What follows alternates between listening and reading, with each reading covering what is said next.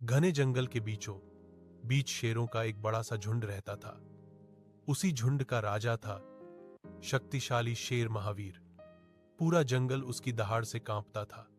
लेकिन महावीर का एक छोटा बेटा था, वीरू, जो बाकी शेरों से बिल्कुल अलग था।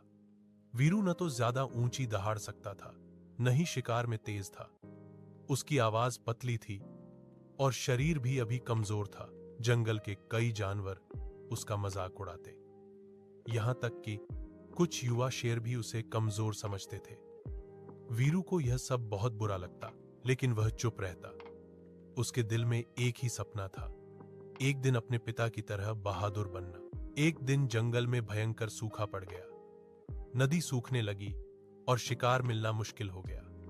महावीर अपने झुंड के साथ दूर शिकार की तलाश में चला गया। जाते समय उसने वीरू को झुंड की शेरनियों के साथ रहने को कहा, लेकिन उसी रात जंगल में मुसीबत आ गई। कुछ भूखे लकड़बग्घे झुंड पर हमला करने लगे।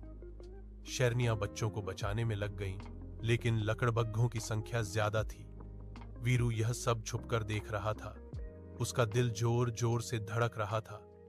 वह डर रहा था, लेकिन उससे ज्यादा उसे अपने परिवार की चिंता थी।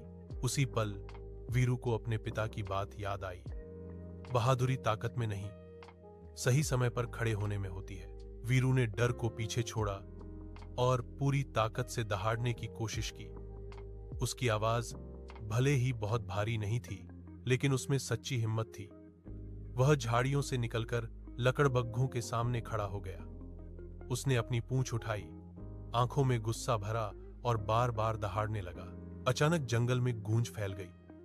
लकड़बग्घे घबरा गए। उन्हें लगा कि पूरा झुंड लौट आया है। उसी समय कुछ शेरनियां भी वीरू के साथ खड़ी हो गईं। लकड़बग्घे डरकर भाग गए। सुबह जब महावीर व